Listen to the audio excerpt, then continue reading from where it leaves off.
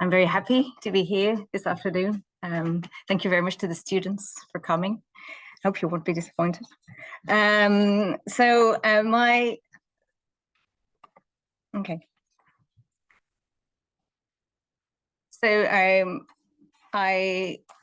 This is what the on the screen the European Movement Ireland published on Twitter on the 15th anniversary of Ireland's entry into the EC. As you can see, there's been little, that's what they wanted to show, that there has been little evolution in terms of EU support in Ireland over 50 years of membership, which stands in sharp contrast with, of course, the Brexit referendum. Euroscepticism in Ireland can seem almost inexistent. But we're going to see that there is an opposition to European integration, even if it's not representative of a large share of the population. Well, I decided to sort of describe the connections between Eurosceptics, between the British and Irish Isles, because the UK and Ireland, of course, share a certain number of common points.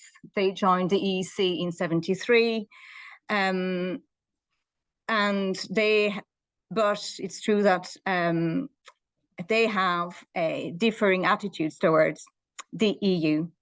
We're going to show that these groups, or these people, who became vocal in Ireland at the time of the 1972 referendum on the accession to the EC, and in the UK during the 1975 referendum on the EC membership campaign, built links that were strengthened over the years as the development of EU competences placed progressive strain on the so-called European permissive consensus. This paper aims at shedding light on the degrees of cross-influence and maybe cross-fertilization, as well as on a certain imbalance between both countries and Eurosceptic groups in those countries, but also in the way these actors represent themselves as belonging to a network of Eurosceptics.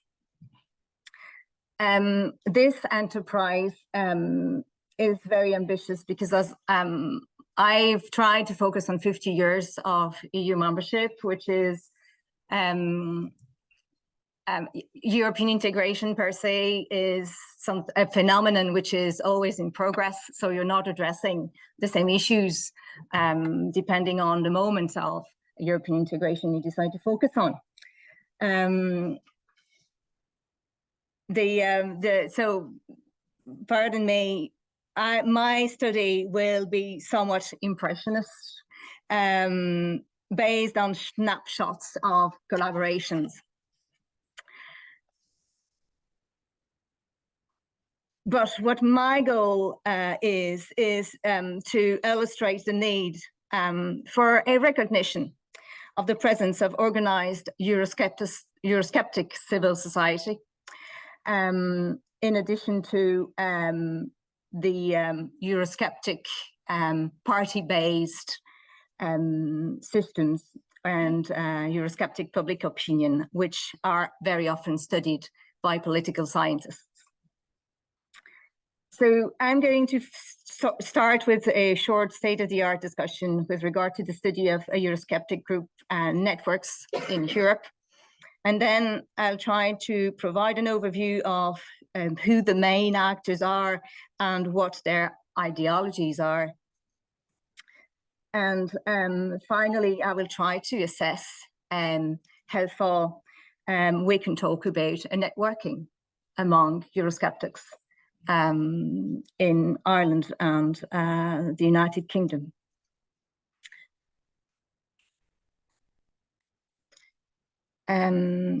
So the origin of the concept of Euroscepticism can be traced back to articles published in The Times in 1985 and 1986, when the European project was deepening in its political dimension during the Jacques Delors' commission, when he was president of the European Commission. It was a beginning of, I'd say, maybe citizens' daily lives being affected by EU politics or European politics. 3 stages have been described in the evolution of Euroscepticism by researchers such as Vassilopoulou. First, a moment when the elite were divided in the early years of the community about the directions in which European integration should go and whether it should embrace supranationalism. Then the Maastricht Treaty marked the beginning of the growth of a critical public discourse, which rejected some aspects after the European project, some aspects of the European project through referenda, France being an example. That the Maastricht Treaty was fiercely contested. And of course, the financial crisis and the instability of the Eurozone, the austerity measures that followed, led to mass Eurosceptic mobilization and the assertion of the importance of the national interest over European solidarity.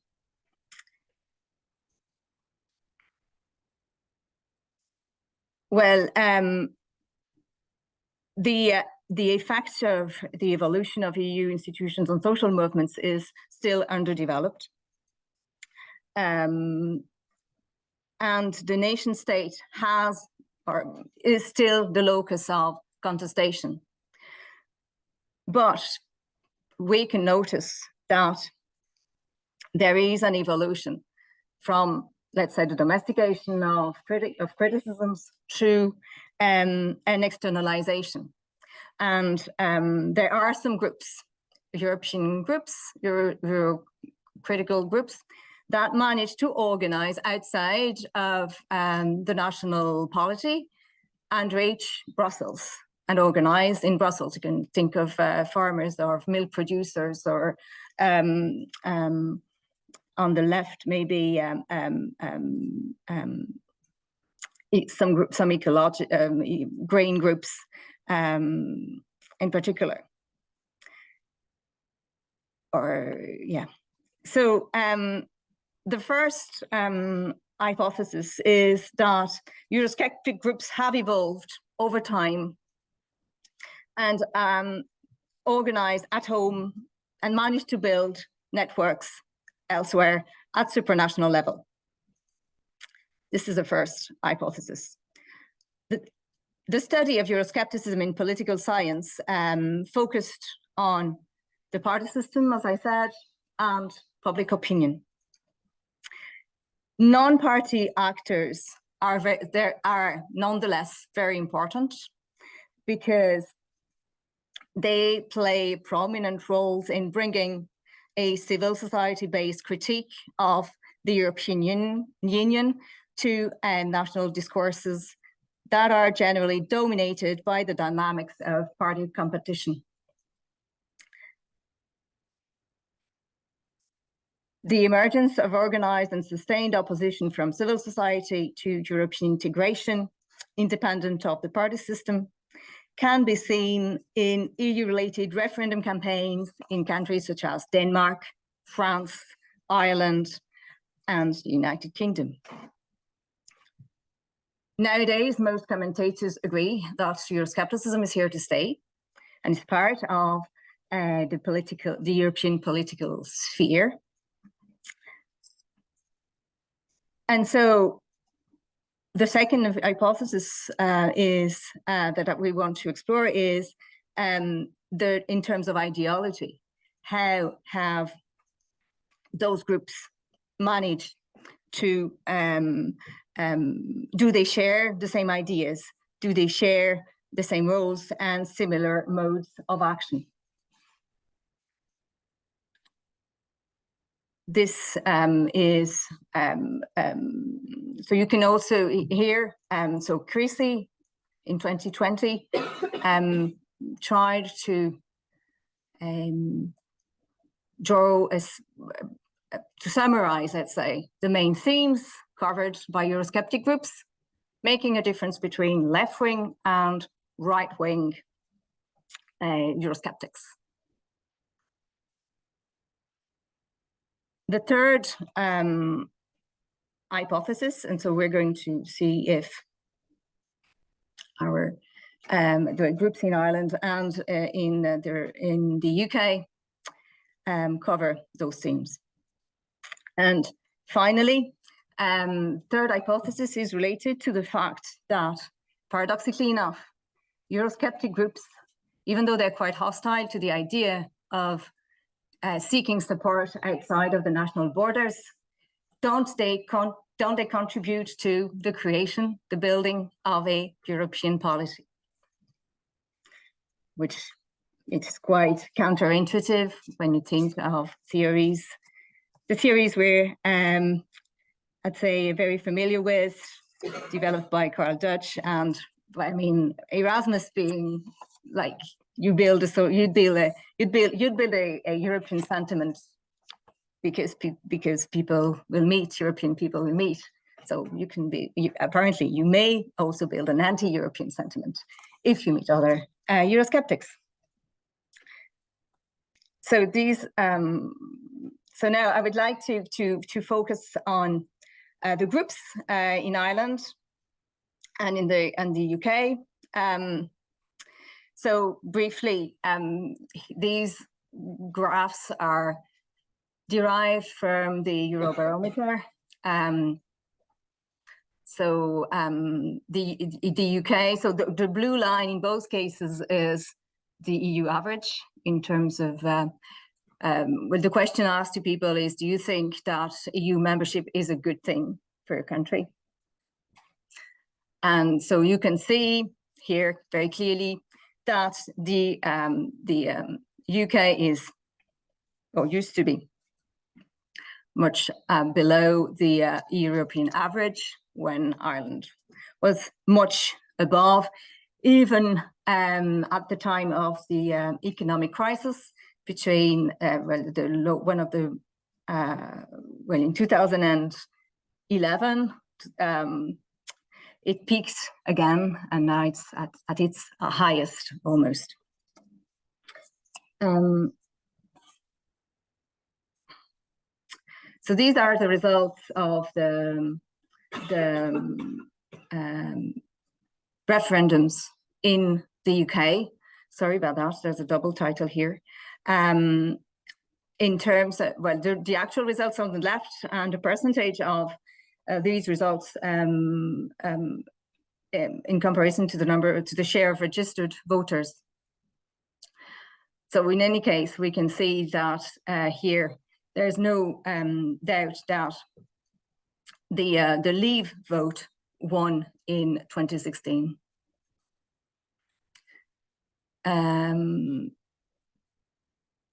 Sorry, and so in Ireland, I'm just going to skip through. In Ireland voted many times, 9 times in total, on EU treaties. They voted twice as well, twice they voted twice. They voted twice on the Nice Treaty and on the Lisbon Treaty because they answered no the first time. So they tried again, and they voted yes the second time. So everybody was happy. But what's the share of registered voters show is that in 2001 and 2008, abstention was very high. And if the no vote, so no ratification of the treaty, won, it's mainly because people didn't turn up voting, which also shows a lack of interest. But in terms of the actual results of the referendum, that's the thing. So very different attitudes, very different political traditions as well. The UK doesn't have a tradition of referendum voting. Well, it's maybe because I don't think that there were any between 1975 and the Scottish, well, the 1997, 8. 79, the evolution of Oh yes, the first one, yeah, 79. When in Ireland, there's a much longer tradition on referendums. There's been 48 questions asked to the Irish population since 1937. And if, and that's something I'd like to underline, if Irish people have to vote each time a new European treaty is drafted, it is because in 1986, Raymond Crotty, who was a eurosceptic, took a legal action against the Irish government because he thought that the Single European Act had too much military implication, which ran against the principle of Irish neutrality. There you go. Now, who are the actors? Who are these Eurosceptic groups? Well, first, I'm not going to spend too much time on the political parties. Their positions evolved over time. In the UK, we know that the Conservative Party supported the referendum in 1975. The Labour Party opposed it.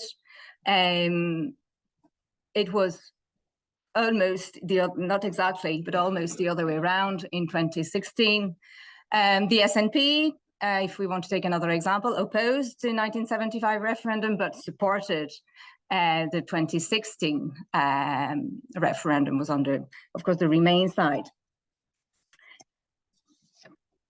In 1975, these are the groups that were involved, so non-party-based groups in the UK. The most famous ones being the Anti-Common Market League, the British Business for World Markets, the Common Market Safeguards Campaign, and Get Britain Out, which was later to become, and we're going to mention it again later, the campaign for an independent Britain.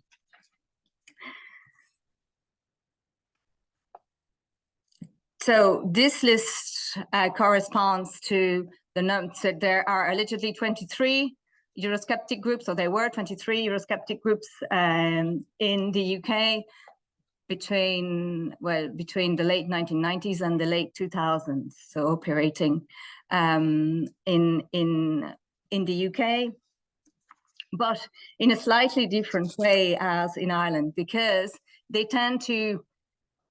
exist, but because there are no referenda, they can't talk for themselves in a way. So they lobby political parties.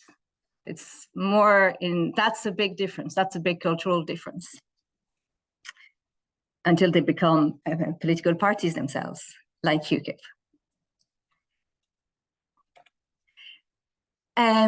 So in the Republic of Ireland, in 1972, you had the Common Market Defence Campaign, which was later to be called the Irish Sovereignty Movement, and then the National Platform, EU Research and Information Centre, the National Anti-EC Campaign, the Communist Party, the Connolly Youth Movement, the Socialist Party of Ireland, and Sinn Féin, both branches of Sinn Féin. In 1972.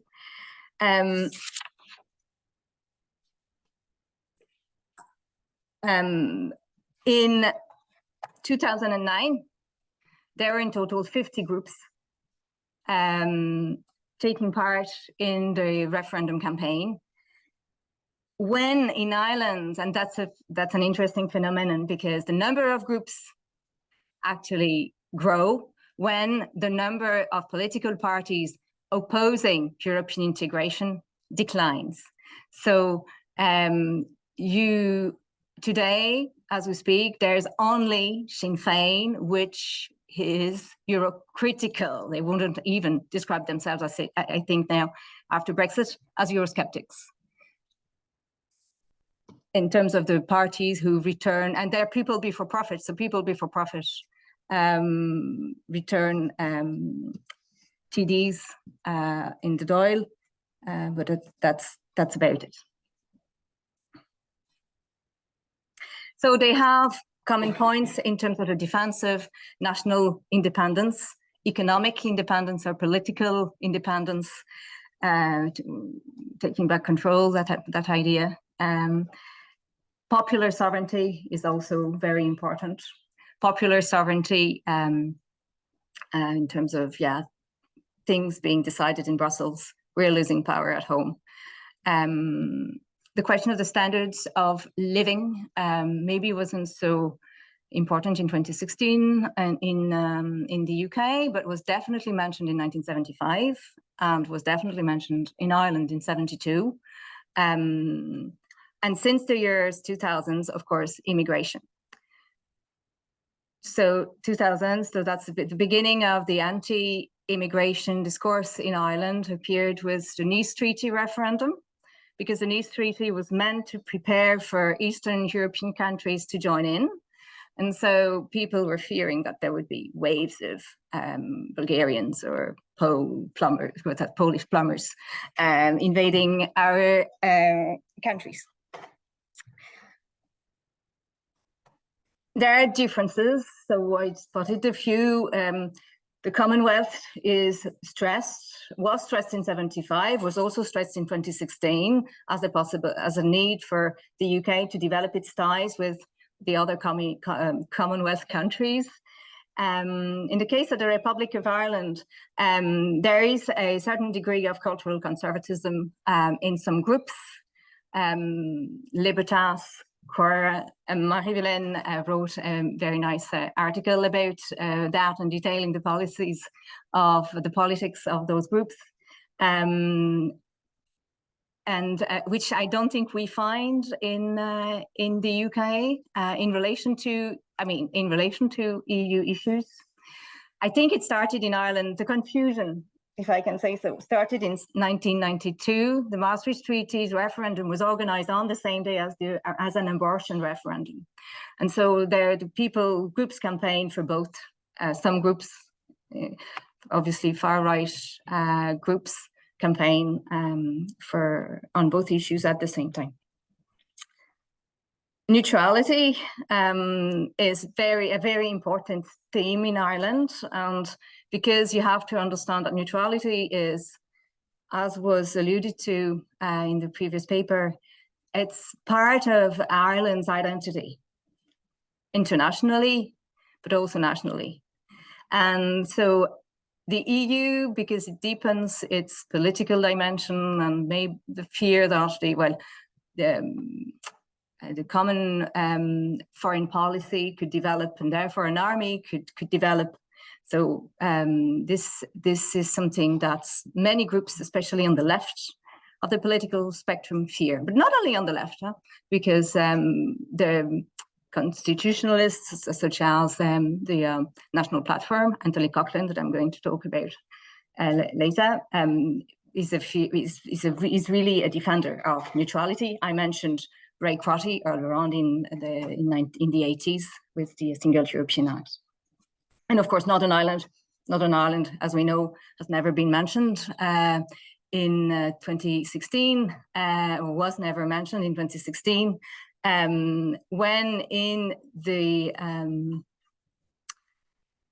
Ireland, it is from time to time, during the campaigns, but not always. Some groups on the left in the 70s underlined the fact that if Ireland, it actually worked both ways. Fianna Fáil in the 70s underlined the need for Ireland to join at the same time of the UK, otherwise the border would be strengthened. And Here, it's more the idea of everybody should not participate in, like, that's a very communist argument, saying that Ireland should not participate as a whole to that rich club, which was the EEC, rich man's club, which was the EEC. Their modes of action. So there's a lot of similarities. In the 70s, they wrote pamphlets. A lot of, well, maybe not a lot of pamphlets, but that's what we find in archives. And very similar pamphlets in terms of the themes that are covered and in terms of the shape that they have. On the British side, or on the Truth About the Common Market is a British organization, and the Case Against the Common Market is an Irish one.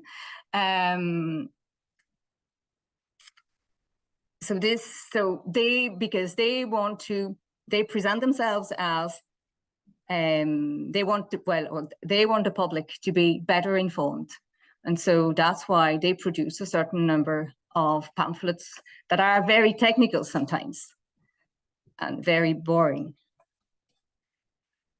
Okay, they also wrote to newspapers, letters to the editor. And this is a volume I found in the library in Trinity College. So a British eurosceptic, Reg Simmerson, wrote very regularly to different newspapers, regional newspapers very often. And so there's a collection of his letters published by, it's a good friend of his, after he passed away. And here so this letter that dates from 91, and you can read the beginning, a description of Jacques Delors as old slit eyes. You don't know why, it's in between brackets, so that's but it's true that is something that many groups do or did. Some anti-war, pro-neutrality members of the nuclear movement, very often they write to the letter to the editors to react very often to an article. Maybe they tweet now, I don't know. Maybe they tweet more, but it's easier for me to find letters to the editors. And just for the crack, I just add that they also use buses. So in 2009, Libertas used Dublin Bus to advertise for the no vote. And of course, we can wonder whether the British didn't take some inspiration from that. Now, very quickly, the eurosceptics, and we're going to try to see in the Republic and in the UK how they interfere and how they network. So here you have, through pamphlets, again, you have a certain number of cross-fertilizing that has existed and that has intensified since the late years 2000. Here you've got Anthony Coughlin contributing to a volume published by a Campaign for an Independent Britain. And in this piece, he criticizes the Lisbon Treaty. Anthony Coughlin being an Irish eurosceptic, and the Campaign for an Independent Britain, of course, an English or British association. He also wrote in 2017 a piece called Why Brexit Should Be Accompanied by Irexit. And this was published by the Bruges Group, which is a very influential eurosceptic group in the UK.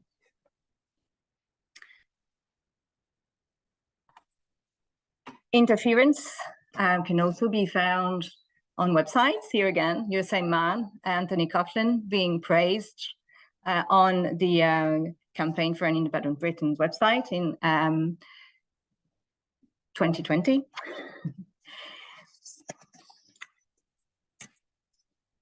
And they also try to build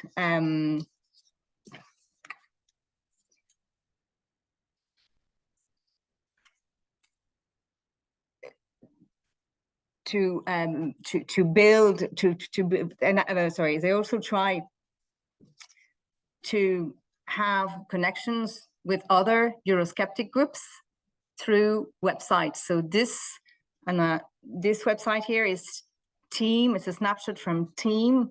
TEAM stands for the European Alliance of Eurocritical Movements, and it gathers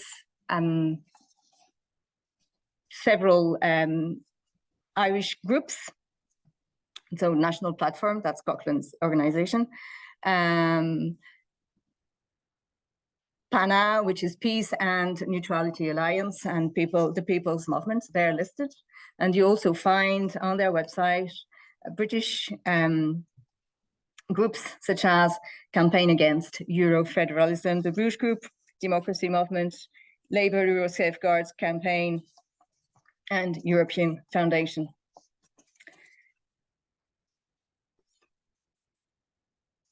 What's also interesting is to see that this interference also happened during the campaigns. In 2001, during the first Nice campaign, Bill Cash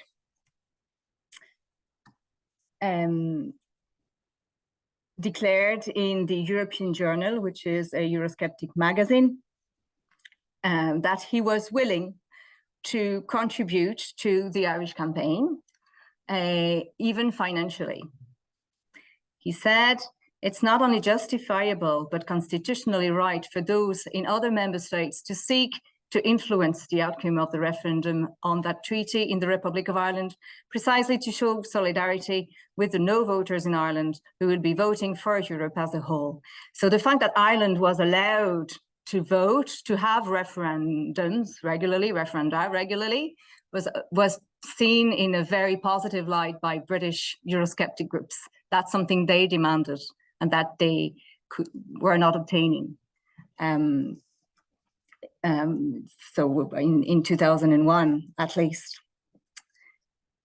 You also, well, this wasn't really new because actually in 1975, Coughlin had traveled to the UK to participate in some meetings with major Eurosceptics, such as Tony Benn and Peter Shaw, who were leaders of the Vote No camp during the 1975 referendum. They also asked Irish voters living in the UK to vote no, something they did in 75. In 2009, so the second Lisbon Treaty referendum in Ireland, Nigel Farage came to Dublin, and UKIP in general sent pamphlets to Irish homes featuring a cartoon turkey with a medallion round its neck, proclaiming free movement for 75 million people. So Turkey being a country and an animal at the same time. So there was a strong degree of interaction, and this was going to be reinforced after Brexit. Groups such as TEAM that I mentioned, but also a political party like Libertas had strong connections with UKIP. And another group which became a political party, the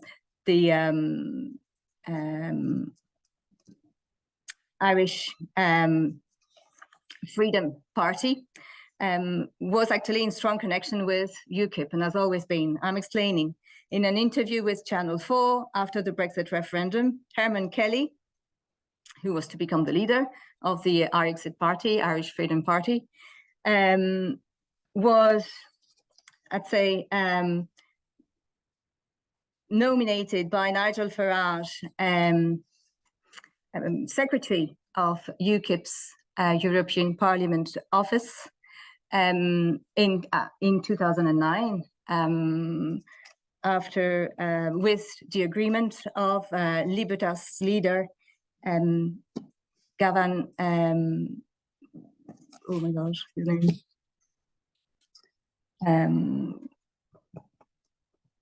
Well, Ganley, I can't remember his first name now, Ganley. So it may, and so it's also, so this connection led to another visit of Nigel Farage to Dublin in 2018, where he pushed for the creation of an Irexit party along the line as along the same line as the UKIP party. And so he said, what on earth is going on in the politics of this country? How much more humiliated can the Irish nation be, having been run by the Troika and with its budget seen by the German government before it was even put to the Dáil? This is an allusion to the austerity measures imposed by the European Central Bank and the IMF after the crisis. So this connection, so if we go back to in conclusion to the hypothesis that we had, we can say that British and Irish eurosceptic groups have evolved over time and have organized at home and tried to build stronger links at supranational level. Again,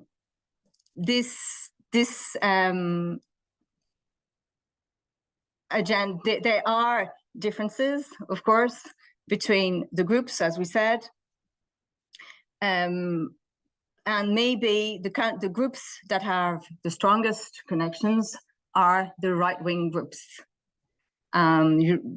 because the left-wing parties or the left-wing groups